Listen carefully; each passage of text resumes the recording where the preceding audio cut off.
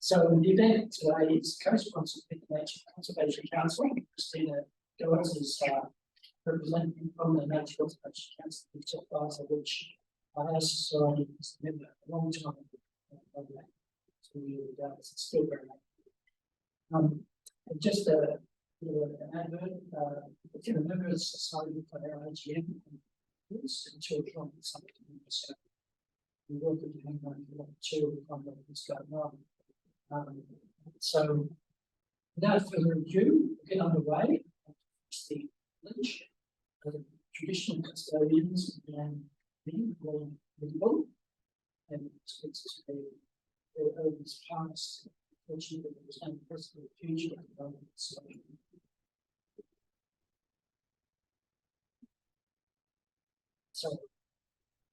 taking that into account, I want the candidates to introduce themselves, give themselves 3 minutes. Now, we haven't worked out which order to go in, but we might start with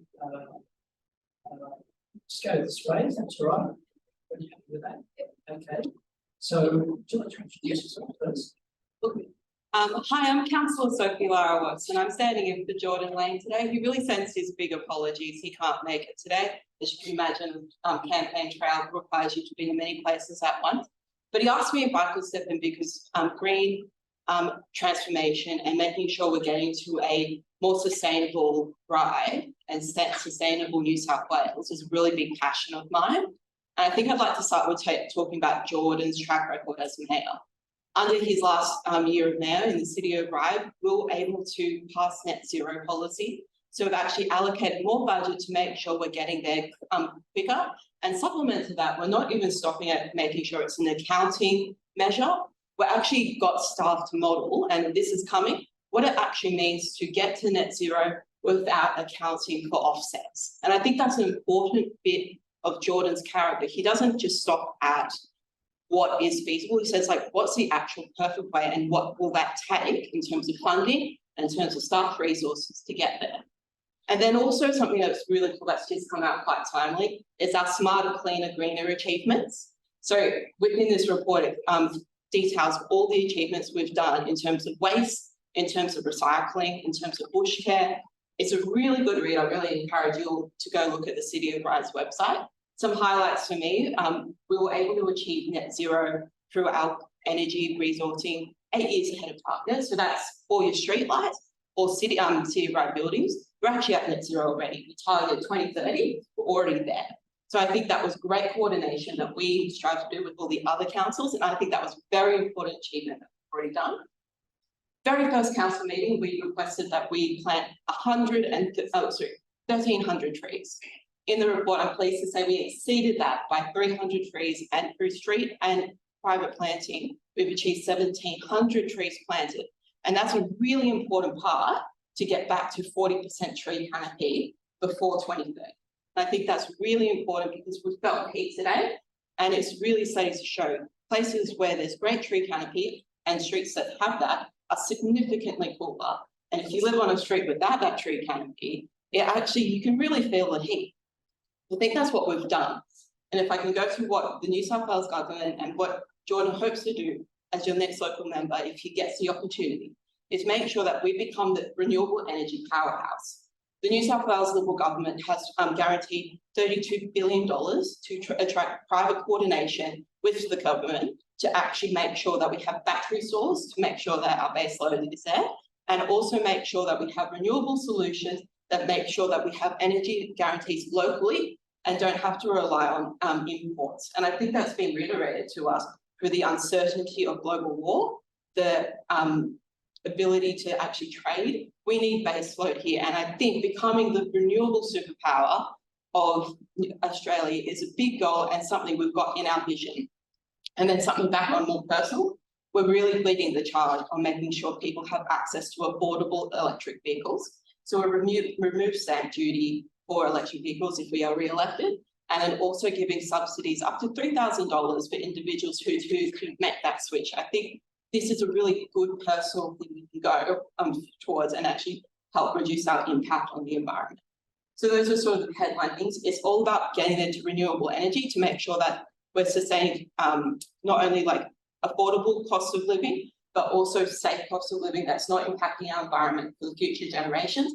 And then also empowering individuals to make sure that they can take the lead on making sure that their carbon footprint is not excessive. And I think those are empowering not only corporations, but individuals to make a really significant change. So that's sort of what we've done as a leadership team within the city of Ryde, and what Jordan hopes to do along with the New South Wales Liberal government if they're given the lucky chance to be re-elected. So I'll look forward to all your questions. And again, Jordan sends his apologies. He really has appreciated this group. And again, about sustainable the achievements, this group was very much recognised in terms of bush regeneration. And I think I really want to send a big thank you for everyone giving up their time here today, and really looking forward to your questions at the end. Thank you.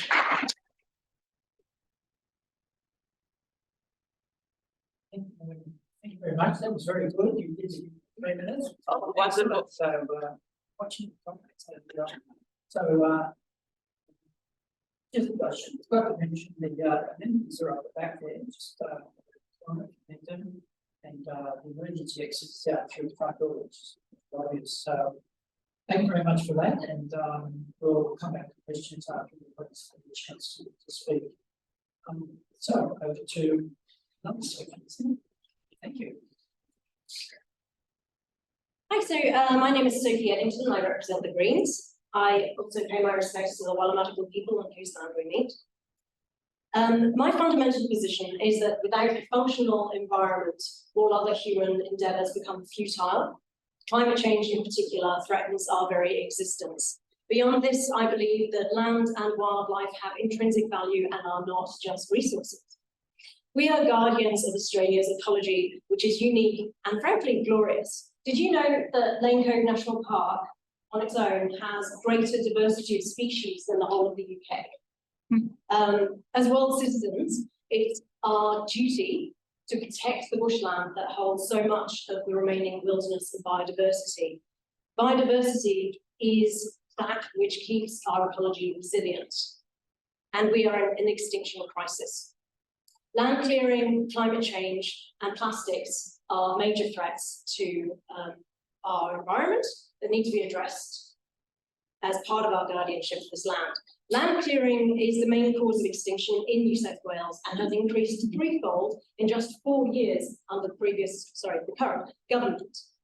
More than 90% of land clearing isn't even assessed by our government.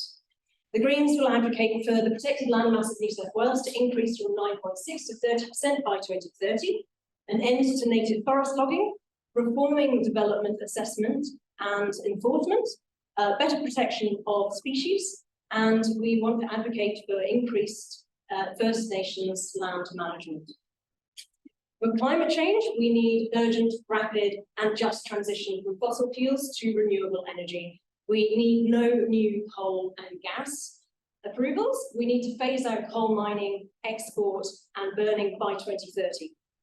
We also need to consult with affected workers from these industries and their communities to find out what they actually want, and then create new and diversified industries in their areas. We want to establish a climate recovery and transformation authority that will assist communities to prepare for climate disasters. And we will fund this transition with an annual $7 billion levy, a climate disaster levy on coal exports, make them pay. Finally, plastics continue to be a major issue, particularly to marine life.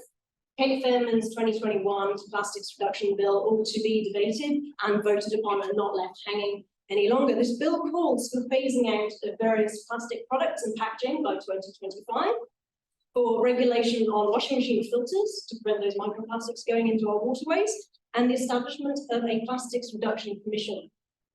Moreover, we need local recycling, and we need to incentivise the use of recycled materials before raw materials in manufacturing. The environment is absolutely fundamental to the Greens as a party. It's our basis, and it needs to be respected, and we will advocate for it fearlessly in Parliament. Thank you.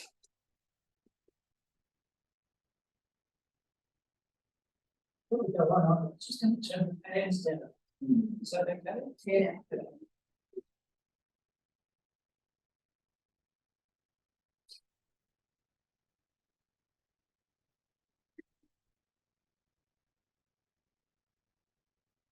see how that goes. It'll take a while to slow down, but okay, thank you very much. Once again, 3 minutes was very good. Thanks, Lyndall. Next. Thank you. I'd also like to acknowledge that we meet on the land of the we meet on the land of the Wallumattagal people, and I pay my respects to their elders, past, present, and emerging, who may or may not be here with us today. My name is Lyndall Howison. I'm the Labor candidate for Ryde in the coming state election. Just to tell you a little bit about me, I've actually known Frank for a very long time because I'm currently working as a high school teacher. Before I was a teacher, I was a local government councillor in the inner west, and Frank and I were involved and both served on Leichhardt Council as councillors. But I've lived in Ryde for 10 years, and the reason that we moved here was because we wanted a little bit more space. We wanted a suburb where we could have a garden, and I'm really proud of the green space in Ryde, and if I'm elected as the state member, it'll be a key priority of mine to ensure that it's retained and protected and upgraded. In my work, I'm quite a recent teacher, so I became a teacher a couple of years ago, and my first degree was a business degree, so one of the subjects that I teach is commerce and study. But I picked up geography as a subject to teach because I wanted to have a positive impact on the cause of climate change in the space of education. So I have the great privilege of talking to students about deforestation and climate change and what it means for them, and what they need from their governments, and what they personally can do as individuals and as citizens to help make change in the space. And so the geography syllabus has actually got a huge amount of really powerful information. And it's just the numbers, it's just the statistics that I refer to when helping students understand what they need to do and what they need to understand about our current environment.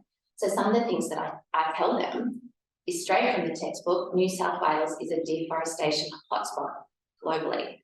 Our record of deforestation is appalling and it's shameful. And those laws have loosened and weakened under the Liberal National Government, John Barilaro in particular, has a shameful record on that front.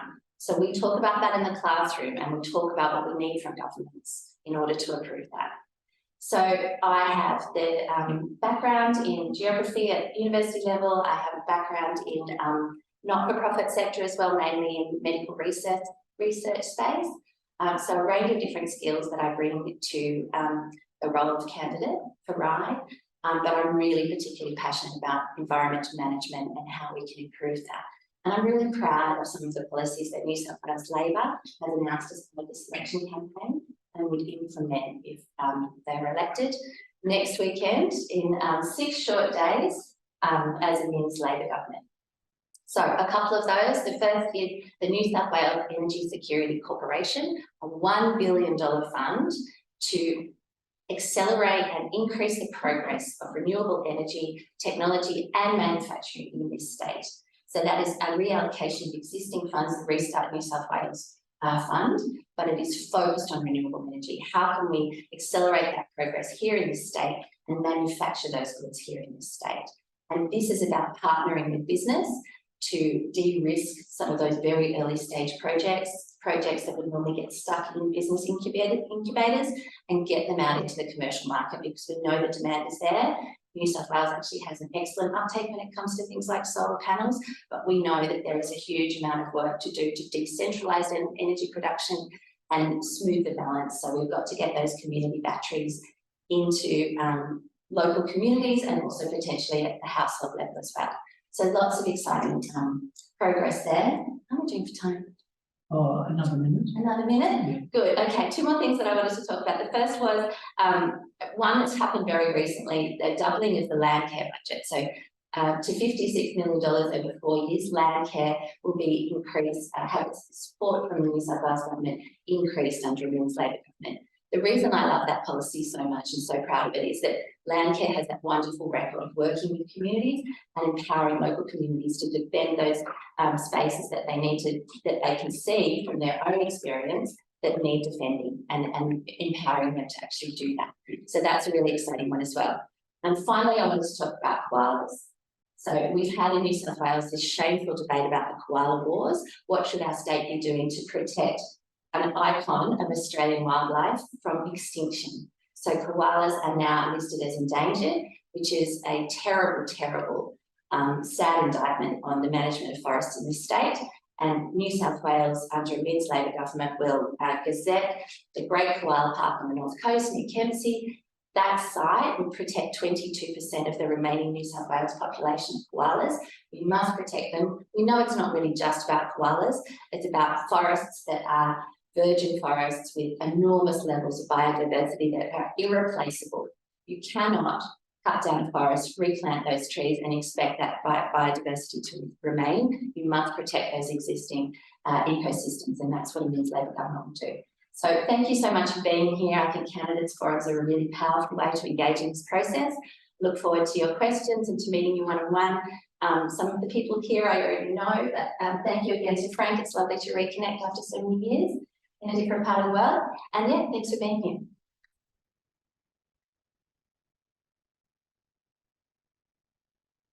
Okay, next one up is Paul, isn't it? Yes, also. I'm standing in for Barry with the Informed Medical Options Party. First, I want to say thank you for being here.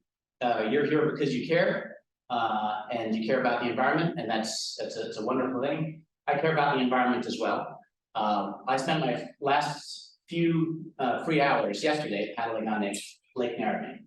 That's been my happy place. When I was in the US, I visited the national parks on my breaks, as opposed to going to the cities.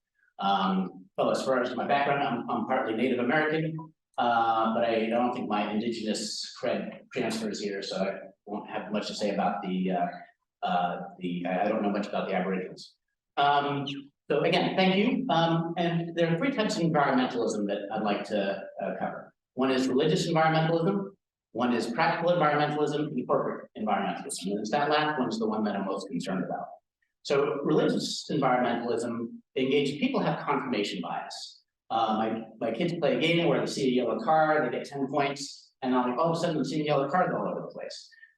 With confirmation bias, with religion, once you believe in something, you see it everywhere. And with climate change, a lot of times it's the same thing.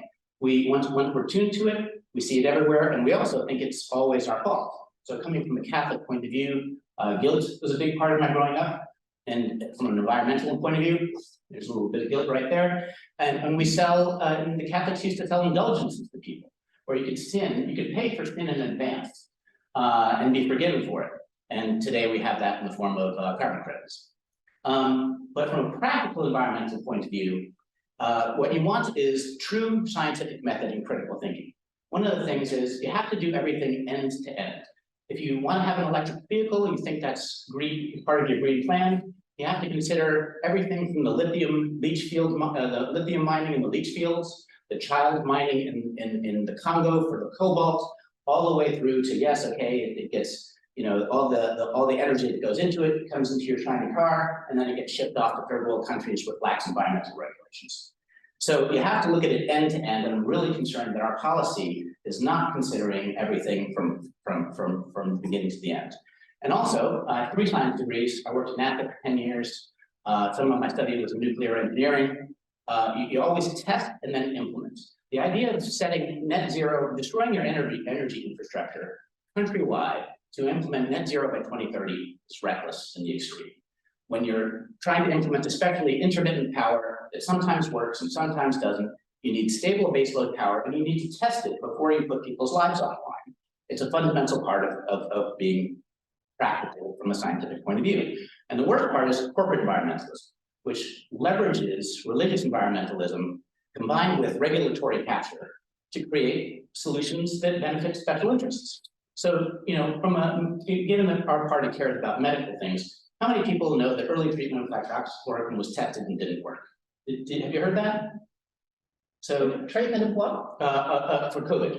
That early treatment of COVID with hydroxychloroquine was tested and it doesn't work.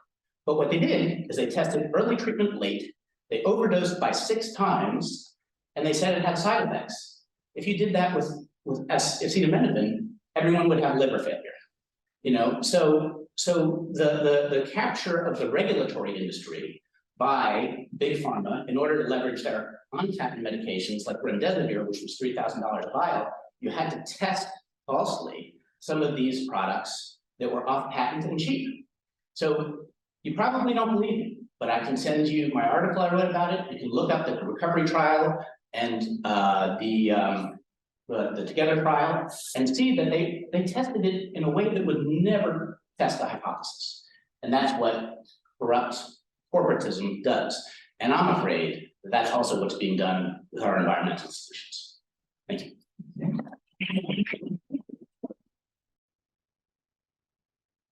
Well, the next stage is open to questions from you. So thanks everybody for keeping to time. We're going very well. We got off to a late start, but we're making that now. So thank you. So any questions from the audience? Get the ball rolling. Kathy? Yeah, yes. Something that no one's touched on today is the Murray-Darling Basin plan. We've got more 50, I think more than in the other mass killer events. So there's a lot of things happening in the basin. The record with respect to the Liberal government giving national border portfolio hasn't been fantastic. And I'm just wondering, both the Greens and Kate Fairley's done a great job in the with the inquiries, supported, I think, by some Labor people. And the Greens and Labor have both committed, I understand, to the Murray-Darling Basin plan. So I'm wondering what would, and I'm not sure about your, I'm wondering what would be your three, like what three areas do you see as sort of, you know, the priorities for the policy that, you know, going forward to try and, well, get back on track, given what's happened in the last 10 years now is the plan. It's 10 years and it should have been all signed off, but I said the government's water sharing plans and water resource plans have been really lacking in a lot of areas.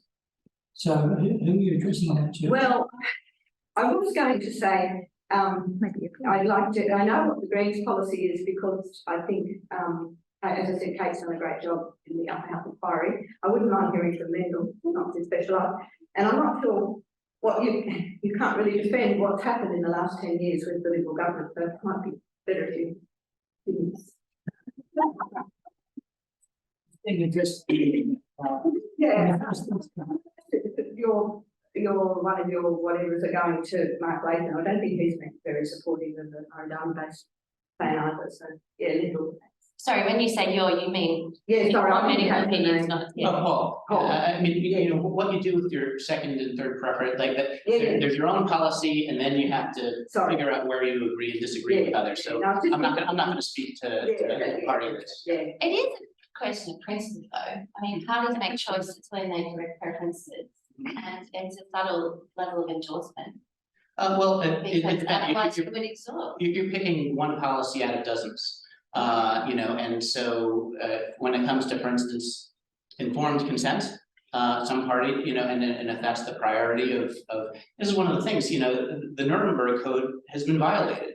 We have outlawed informed consent in this country when we tie doctors' hands and tell them if you try to recommend, you know, something that even your conscience tells you, you look at the testing, you say something is wrong, and then you say you can't talk about that or you lose your license.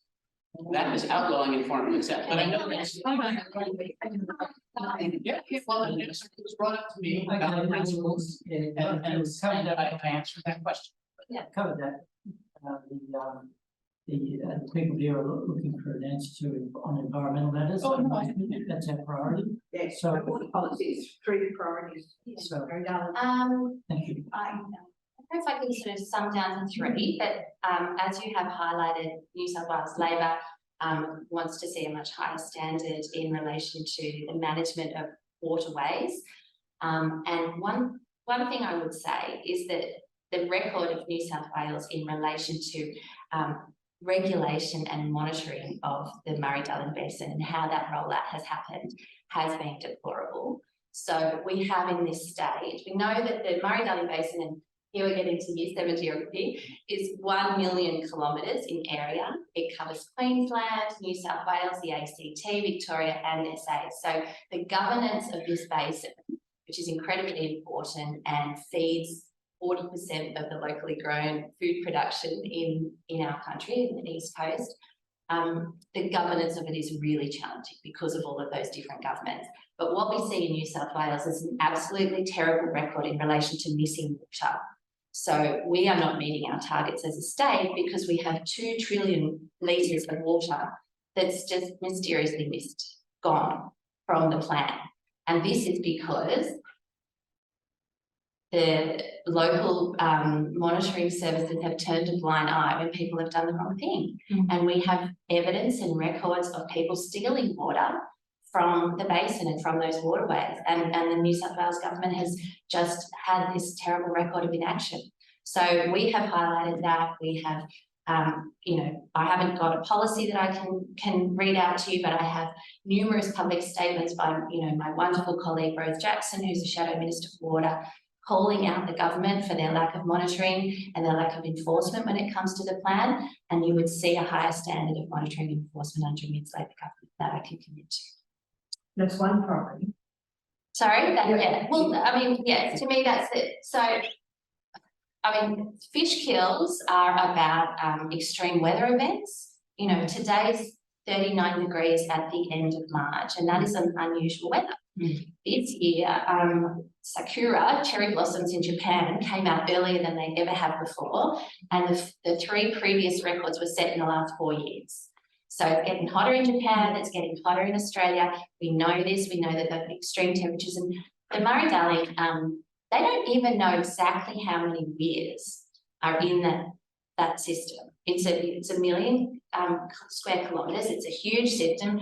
There are literally thousands of major rivers and small tributaries, and they're full of little weirs and river regulation that changes the nature of those ecosystems and diminishes them. So we have a history of trying to manage the water in a very hot, very dry country to feed ourselves, and we've managed it in a way that has probably irreparably damaged those waterways. We know this. So we just have to get better. We spent years as a country working on that plan. We have to deliver it the way that we committed to delivering it. So that means monitoring regulation in this state. And Aboriginal First Nations people's engagement, because that's Definitely. Yeah. been a big area of neglect as well. Completely agree. Thank you for raising that. Okay. Did anybody else want to address that question? I'll just try and defend if you think, because I think there's a lot of mind made up on what you've seen previously, but I just would like to just reframe some extra questions. The Murray-Darling is like servicing our food bowl, right? And we need to consider, not on top of like the metro perspective, but what that means for our farmers and regional communities. And I agree that's why we have done things to try and regulate, but with such a big space and balancing a lot of principles, you can get things like it's a very complex problem. So I think just maybe keeping in mind that you're balancing not only a metro view, but also a regional view as well, right? Like it's a complex argument. I know within this, it's not been great, but I think doing those balancing and trying to do better, getting more consultation feedback. And look, I'm not going to try and change your mind, but in the end, I think it's just doing those 2 views and trying to get behind it's not because we want everything to dry up, it to be a terraformed land. I think that's an extreme proposition. I think it's just about trying to balance and getting that right level of not over regulation and making sure that everything is just over analysed and kept locked up for the community. It's making sure that that still is a natural flow and not just a bureaucrat on every twist and turn. Yeah. Okay, wait a minute, Kathy, we'll give other people a chance. Sorry. Ask questions. So do we have other questions? Yeah, Pamela? My question is, it's wonderful that everyone wants to do lots of renewables, but my concern is that we are still having governments that are supporting more fossil fuel mining and ignoring the concerns of local Indigenous people and also the people who bother to write submissions and say this is a really, really bad idea, because these companies have no idea of how they're going to deal with waste from these mines.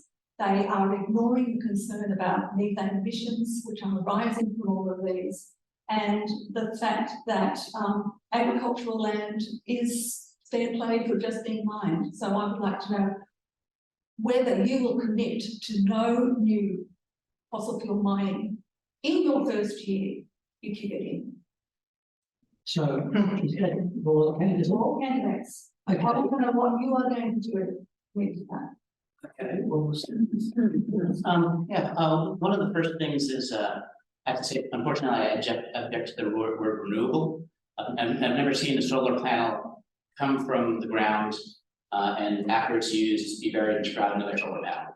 We have, again, you have to go through things from end to end, from the silica mining to the cobalt mining in the Congo, the lithium leach fields. So, you know, the other thing about quote renewables is the power is intermittent. And it's very important to have base load power.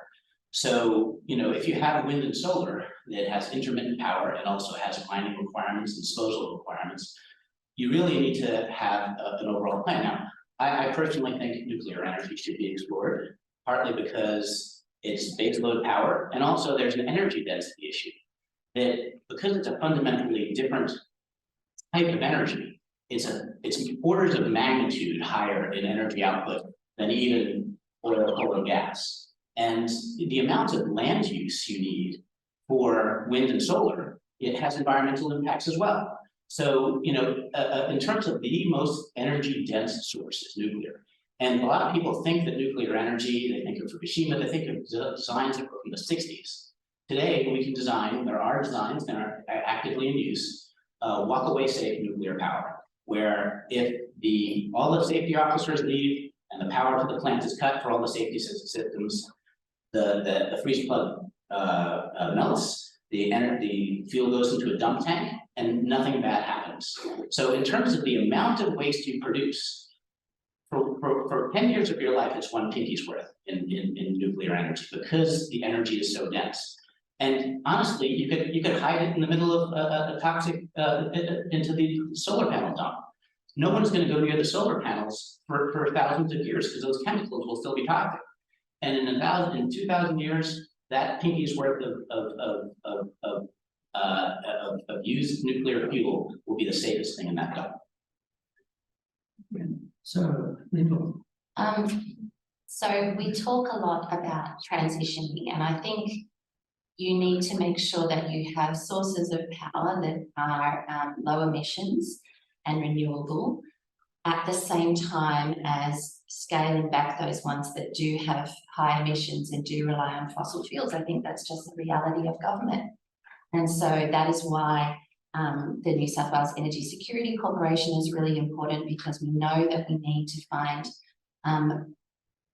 the base load sources of renewable that are reliable, as well as scaling up on-demand renewable that is accessible throughout the grid in metro areas as well as regional areas. So it's a transition from one to the other. One thing that New South Wales Labor has said is that the current net zero targets that we have in this state, which are, you know, useful and constructive in terms of moving things forward, are just aspirations at this point. So we will legislate to ensure that we reach net zero by 2050 and 50% reduction by 2030.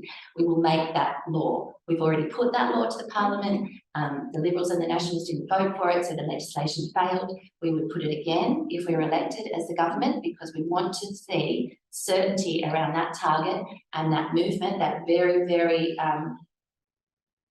exciting but sort of hard for people to grasp and identify, and perhaps in some cases trust, that movement to a much greater uptake of renewables. The other thing that comes with that legislation is a net zero commission.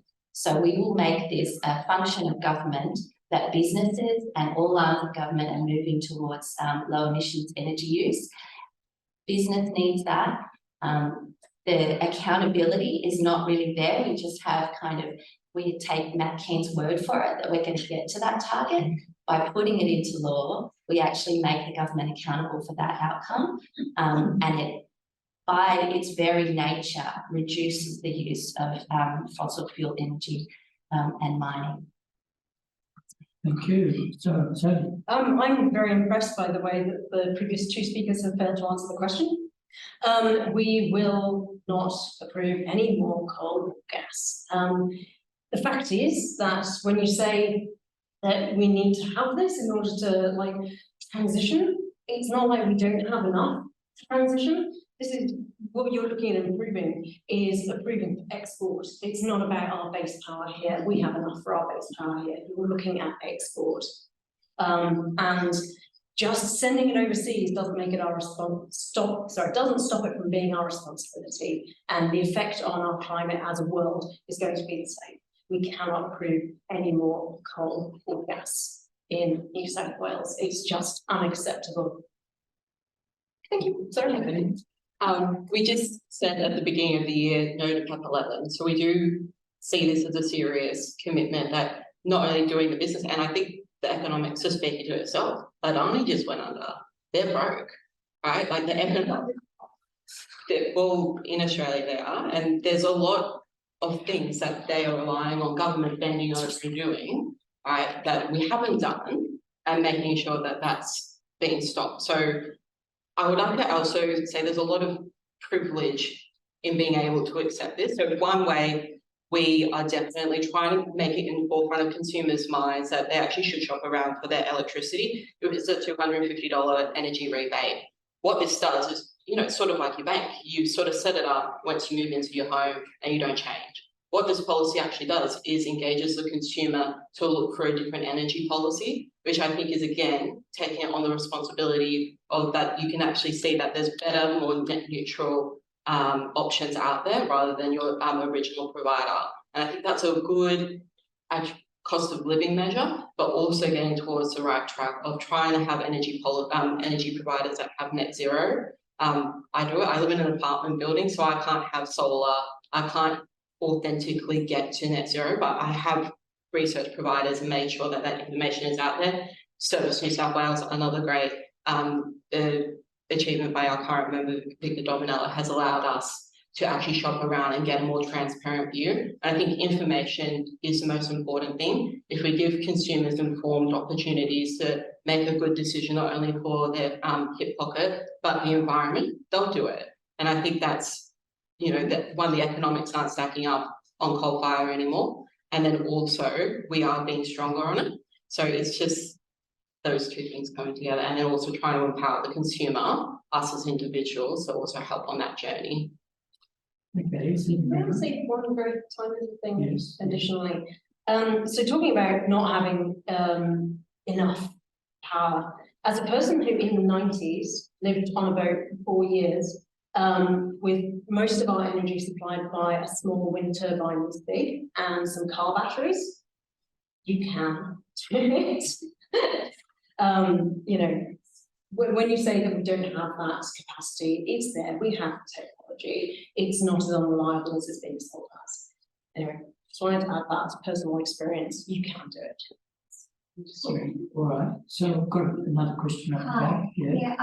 Obviously I'm helping IMOP, and I just wanted to say that one of the IMOP policies on the environment is that they're big on regenerative farming. And so I just wanted to add into the discussion that there are other ways to sequester carbon besides just the renewables. So regenerative farming, there are scientists, I encourage everyone to watch the documentary Grassroots Regenerative Farming, and there are scientists there saying that if we change to regenerative farming, then you can sequester all the carbon problems in the world. So I encourage people to look at that. The other thing too is that the seaweed market has exploded, and that is another way that we sequester carbon. So I just think there's other ways, and I was just speaking to my girlfriend who's an environmental scientist, who's saying in 2021, NASA did this study that went for 10 years, and from the satellite they looked down at Earth for over a 10-year period,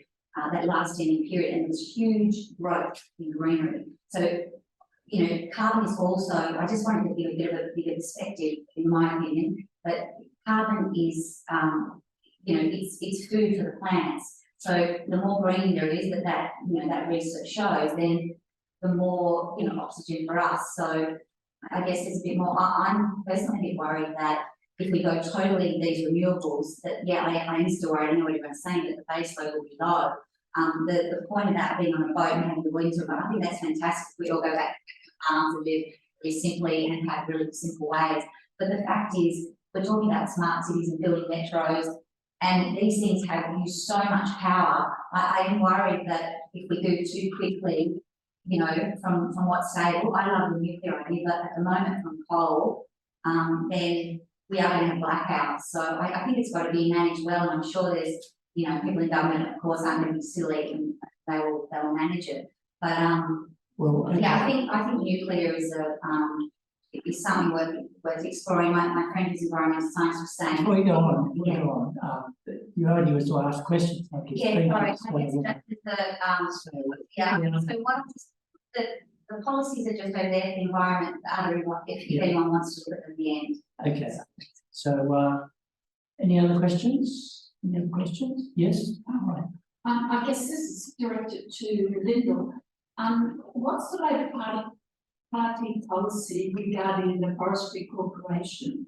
My concern as a bird watcher in particular is the extraordinary damage the Forestry Corporation is doing to old growth forests, and not just in terms of koalas.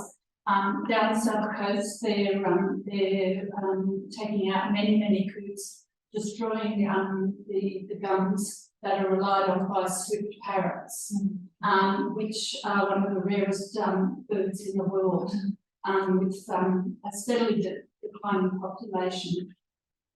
And the New South Wales population is paying something like in the order of $20 million a year to cover the losses of Forestry Corporation for their activities. So I haven't heard, I'm sure, I know what the Greens' attitude is, and I'm pretty sure I know what the Liberal attitude is, but what is Labor going to do about Forestry Corporation operations, particularly in old growth forests and the south coast? Activities are going on regardless of the massive loss of trees that we had through the 2019-20 summer bushfires. They've still gone in and they're taking out the remnants that survived. Thank you. I actually think that might be a question that all parties should answer, to be honest, even though I acknowledge that you directed it to me, because you did say that you think you know what the attitude is of the Liberals and the Greens, and I don't, so fully. And there's the question of attitude, and then there's the question of policy. So I'd have to say, in regards to the question of what is the policy on the Forestry Corporation, that I'll have to take that on notice and get advice, because I haven't got that to hand. The attitude clearly, and I think hopefully what I intended to do was outline that in my introduction. The attitude is very much increased protections for old growth forests. So that is part of the reason that I am sitting here today. My personal interest in that, and the work that I do with high school students in New South Wales, talking about that and teaching about that as part of the geography syllabus. It is devastating, and those forests have not recovered from the bushfires, and the program of forestry activity or timber harvesting in old growth forests is problematic in relation to those irreplaceable ecosystems. So getting specific spaces as koala parks supports koala. I do have a concern about this koala, because there are there's a wide range of Australian native koala. Let me finish my sentence. It's called koalas because it's called the Great Koala Park because it's easy for people to understand what it means. Of course, it's not only koalas that are going to benefit from the park. That was the end of the sentence. So, of course, in those old growth forests, which have that incredibly rich level of biodiversity, world-leading level of biodiversity, all of the animals that belong in that ecosystem will benefit. But there are many forests that don't have any koalas and will never, because they're not the right species. Yeah. And they need protecting as well. Yeah, and I agree with you. I agree with you. Thank you for the question. And on the question of specific policy, I will have to get back to you. Yeah, I'm happy. So, you know, again, I appreciate your emphasis on conservation. You know, that it's a very, you know, that's having places for our old growth forests, places where nature can thrive is really important. And that's one of the reasons it gets back to the problem I believe with the quote renewables, which aren't renewables. Wind and solar need vast areas of land to clear in order to work. And so not only do you have to clear land, and again, that takes a lot of mining, and then you have marine impacts and things like that. But it also, you know, they have to clear dead birds off the bottom of these windmills on a regular basis. So the impact of birds in particular of wind farms is a significant thing. And, you know, so it gets back also to energy density. As long as you have modern walkaway safe designs, the most energy dense form of energy that we have is our nuclear capacity. A million times the energy density that you would get from wind and solar, and you have consistent power, which means you won't have intermittent blackouts. No one is going to have to figure out when you have a wind drought or a period of time without solar. No one's going to have to figure out how to party like in 1699, like the Amish. You know, we have to have a stable. If we're for whatever transition that comes, and everyone understands eventually that does have to come. You want to make sure you think end to end, that you test it well before you implement a national plan, and to consider all the impacts, especially conservation. All right, so we have another question, yes? Quick one before. Yeah. What I understand the cost per kilowatt for nuclear energy is more than for renewables. It depends. So you have large capital costs for nuclear, and you also have a lot of what they call political risk, because there are companies who have spent 5 years building a nuclear power plant only to get it shut down by the next administration. So a lot of what you have to consider is, first of all, if you are going to go off fossil fuels, it is your only baseload power option. And then the other thing is, so then it's the question of, okay, well, then it's a cost benefit analysis. And then the next part was, cost, your time frame that you're, you know, so on a 50-year cycle, versus, you know, it doesn't take that much to get your first set of solar panels up. But once you have the infrastructure in place, and also the waste disposal side of it, it's your only baseload power option, and it's your best long-term option, and it's the one that doesn't require the amount of land clearing and waste disposal that wind and solar does. So so how's Tasmania managing their 99.9% renewable energy without nuclear? There are certain places in the world like Iceland. Iceland has tons of geothermal. If you happen to live in the right place, part of the world, you happen to be someplace with lots of volcanic activity or lots of hydro. You can do that. Australia actually has a lot of geothermal energy. I don't think it's a practical solution compared, and if it is, if it was, and it could compare well, I would absolutely embrace it. What about South Australia? What about South Australia? 100 days on renewables. Yeah, and that can happen. But how bad is it when that, you know, you have to, their energy storage requires giant city-sized batteries full of lithium and cobalt. Or a smart grid.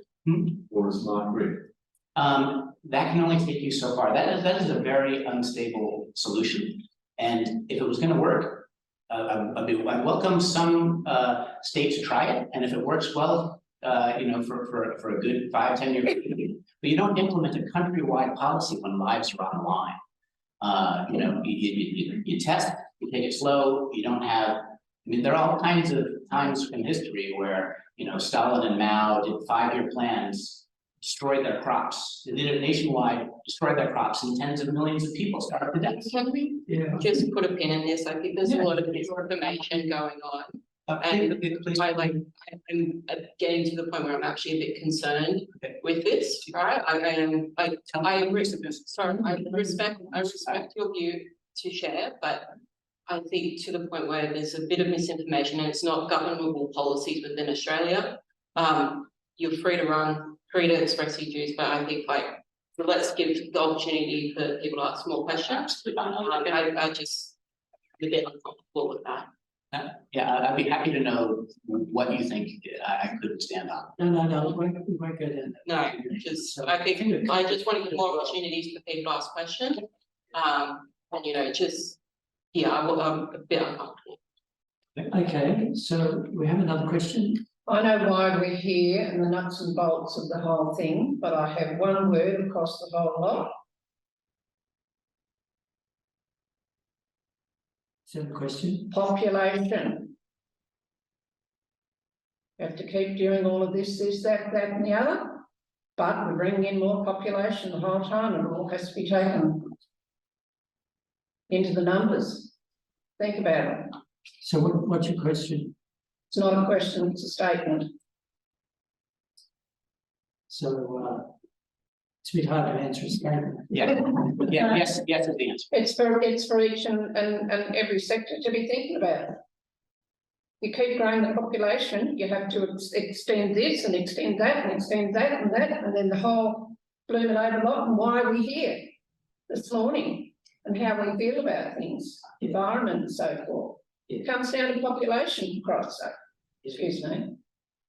Okay, well, if you don't have a particular question, then. No. No, okay, we'll move on to another question. Is there any more questions? I've got one about the economy. So if coal is our third largest export at the moment, I'm just interested in what and where.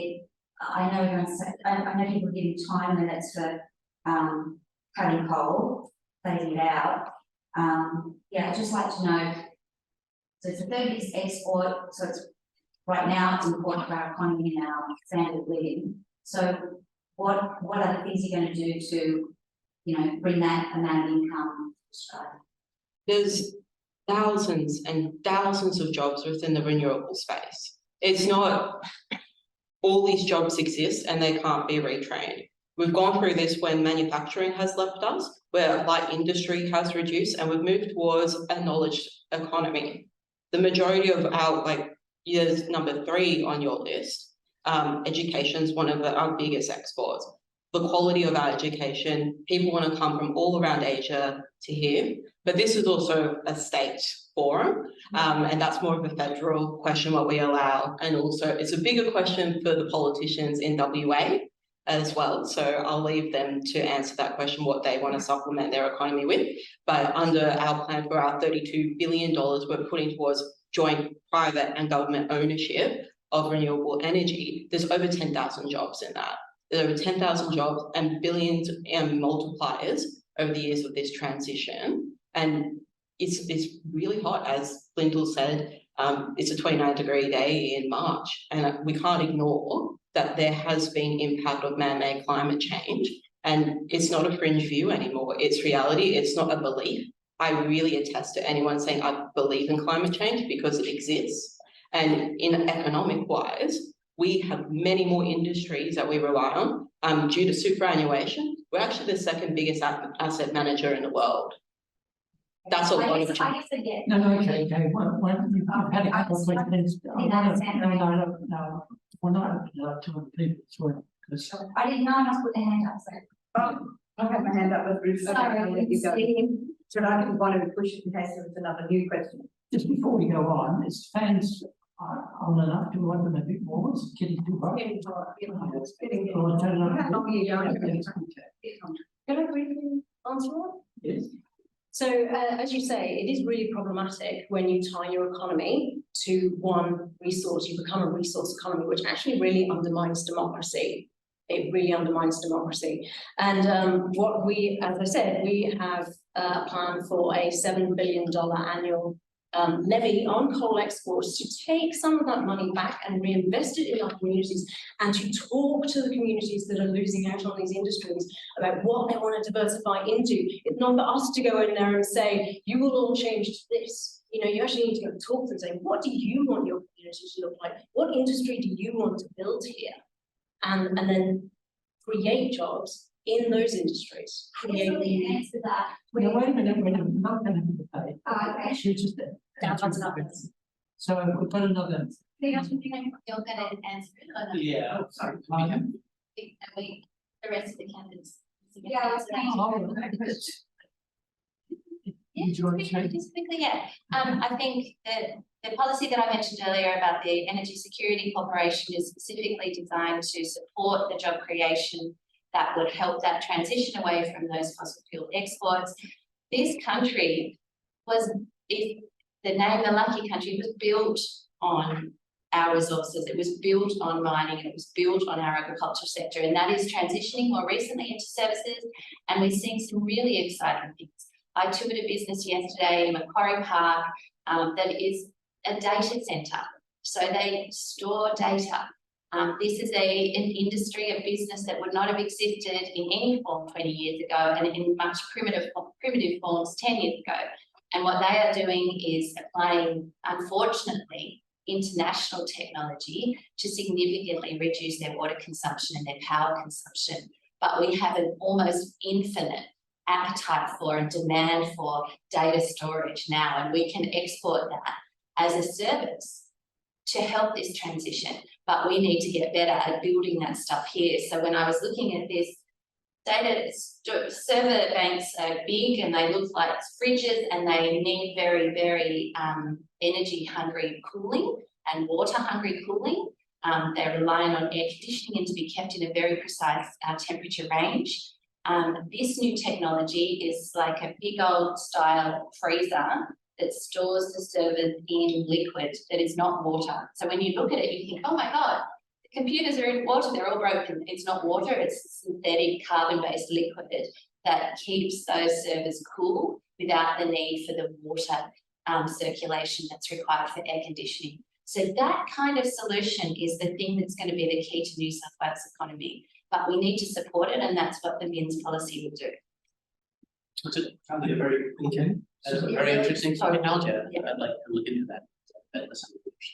A couple of quick things. One is the term renewables, I still have to object to. There's no solar panel that grows from the ground, and when it dies, you plant it in and it becomes another solar panel. These things have waste end to end, the mining side and on the disposal side. And then the other thing is about confirmation bias. Yes, it's a hot day, but I think we had one of the longest stretches of no days above 30 degrees, you know, about a month prior to that. I remember seeing some headlines. So the way confirmation bias works is when you see confirming data, you focus on it. And disconfirming data, you don't focus on it. So are you saying that anthropogenic climate change is not real? I am saying there are a couple of things about that. One is, in order to test, if you have a complex system and you want to see which factor is causing what, Yes or you no? have to, Yes. there's no, that's not a yes or no question. You have to run a randomized controlled double-blind study. It's done. Really, how many no. Before I was How many Earths did you create? What goes into weather and climate is extremely complicated. We have no idea which variables cause how much, but let me give you another example. Even on partly The variable is CO2 emissions. well, I think it's my turn to answer actually. Answering your question about income. I still think it's my turn. Yes. So But you've got to stick to the topic. Yeah. The question was asked. okay, so the question was about coal, right? Yes. And then we were talking about renewables came up. It also came up about energy and I was asked a question about climate change, and I would like to respond to these questions. It's getting off the path. So, So just real quick, half Swedish. So I have the Viking background as well. It's a little complicated. But 10 years ago, they found that barley was grown in Greenland in 1000 AD. So the ice goes back. no, but how's it connected to the economics? Anthropogenic climate change. No, the question was about economics. The question. Yeah. I was asked 4 questions. No, that was a debate between candidates. The audience is the most important. All right, well, I'll just say, on that, this time we're sure it's our fault.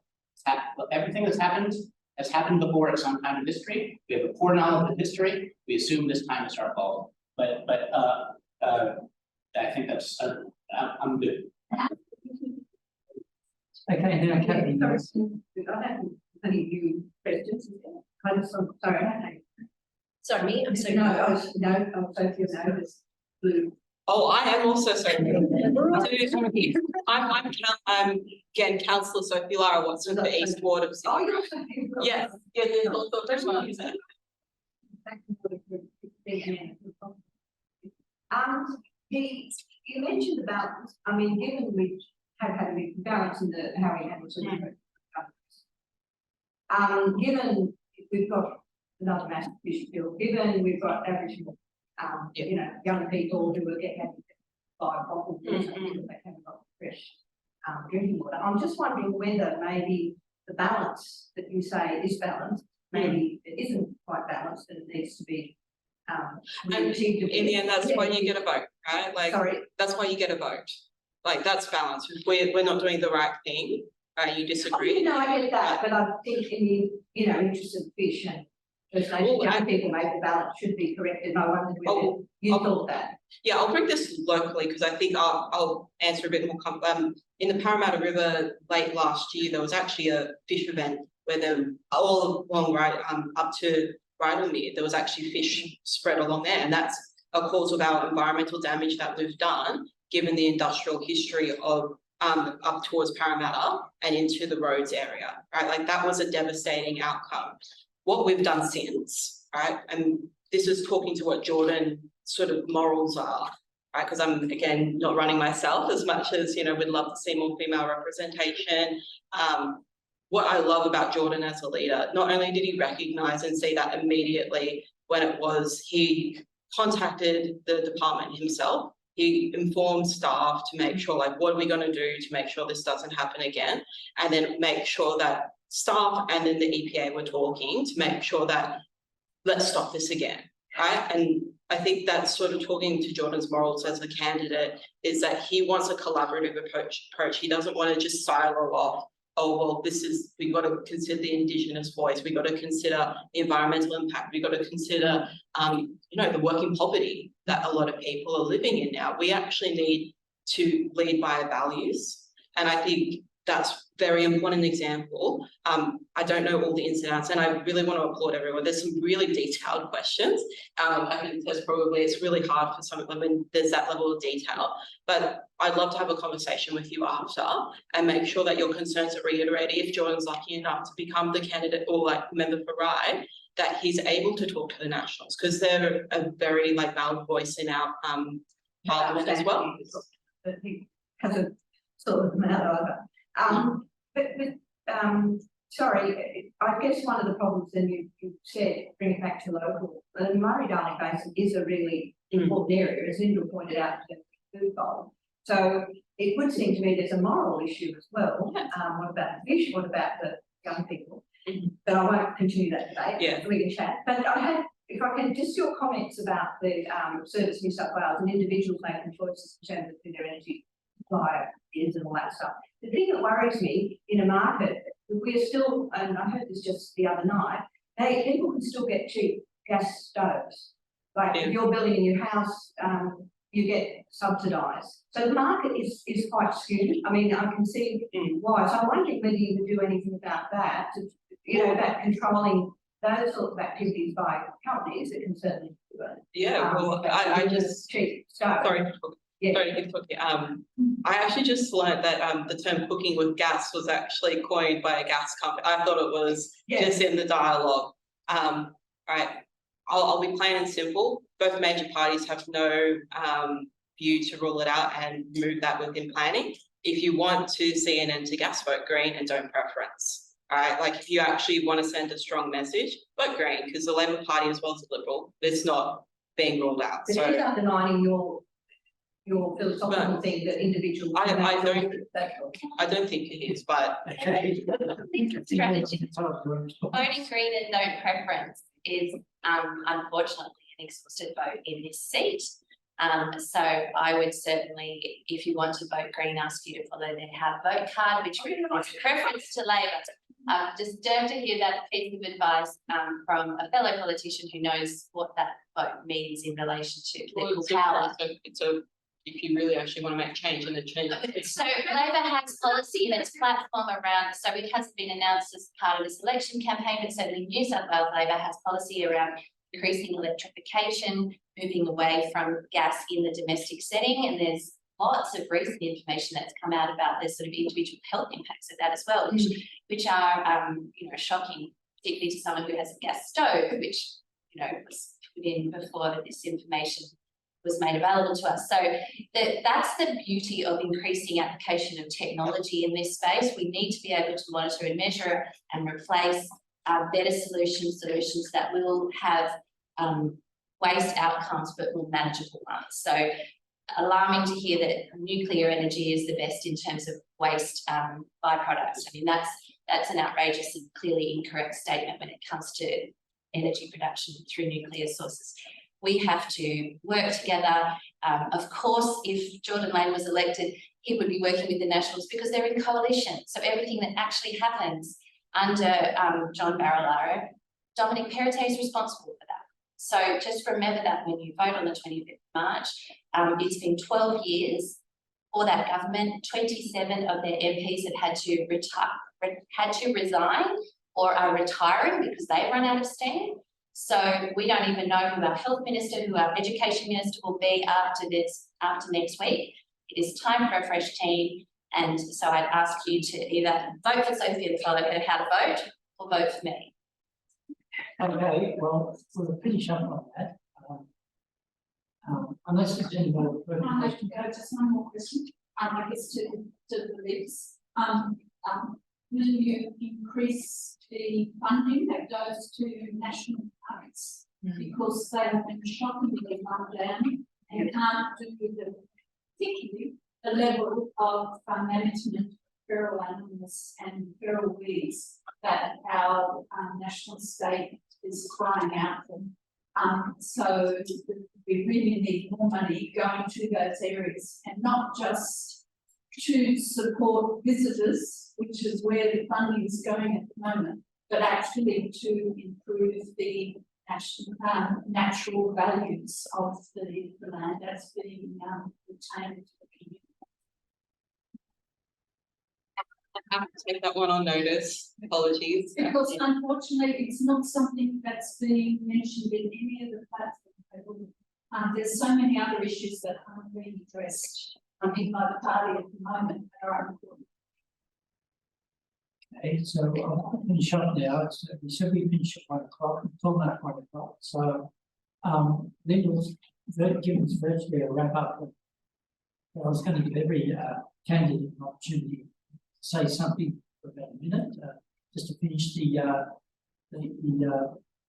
forum. So Sophie, you want to take just a minute to say a few final words? Yeah, again, thank you all for making time on your Sunday to hear from us and ask very detailed and informed questions. Sounds like a lot of informed voters, and on the 25th of March, make your vote count.